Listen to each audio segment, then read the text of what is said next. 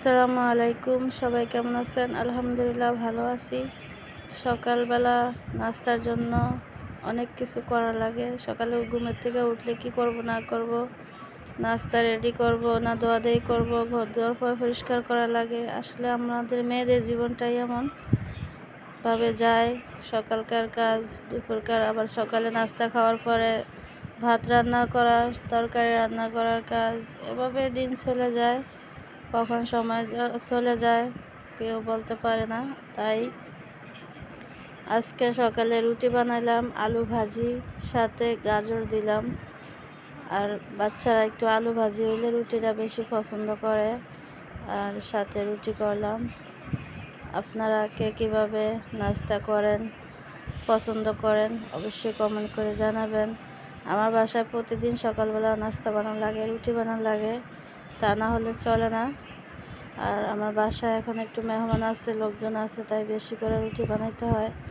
ভাজিও বেশি করে বানাইছি, বাচ্চারা পছন্দ করে। আর এই আর কি, সকালবেলা ঘুমাতে উঠান মানে কাজে জয়েন করা। যারা অফিসে চাকরি করে অফিসে চলে যায়, যারা হাউস ওয়াইফ আছে তারা বাসায় ওনাদের কাজ শুরু হয় সকাল থেকে শুরু হয়, রাত্রে শোয়া পর্যন্ত শেষ হয় না, এমন আর কি। আমাদের জীবনটা এমনি চলে যায়। মেহমান বলতে তেমন কিছুই না, আমার বোনের ছেলে মেয়ে, আমার মেয়ের ছেলে, আমরা, আমার বাড়ি কেয়ারটেকার, সবাই মিলে আছি এখন বাসায়। আর আমার আব্বু অসুস্থ, আজকে কয়েকদিন যাবৎ ক্যান্সার ধরা পড়ছে। ওনাকে নিয়ে মেডিকেলে দৌড়াদৌড়ি ঈদের পরের থেকে। আমাদের ঈদ যাচ্ছে কীভাবে আমরা তাও বলতে পারতেছি না। আর ভিডিওগুলো আমি করতে পারতেছি না, পেজে বরাবর টাইম দিতে পারতেছি না। এই ভিডিওটা আমার বোনের মেয়ে করেছে, আমার অতটা ইচ্ছা নাই ভিডিও করা ছাড়ার। তারপরে কি করব, একটা পেজ চালাইতে হলে তা তো করা লাগে, না চাইতে অনেক কিছু করা লাগে, সময় দেওয়া লাগে। অনেক খারাপ লাগে, মন মানসিকতা তেমন ভালো না।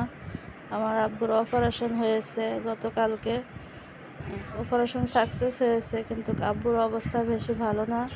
ওনার মূত্রথলিতে ক্যান্সার হয়েছে, মূত্রথলিটা কেটে ফেলাইতে হয়েছে।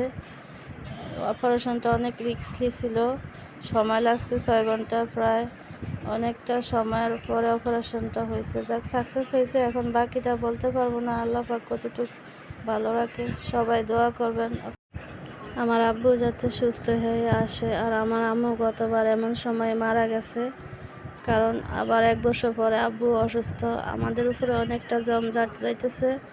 সব কিছু নিয়ে আল্লাহ পাকের কাছে শুকর আলহামদুলিল্লাহ। সবাই দোয়া করবেন যাতে পৃথিবীর সকল বাবা মাকে আল্লাহ পাক সুস্থ রাখে, ভালো রাখে। আল্লাহ হাফেজ।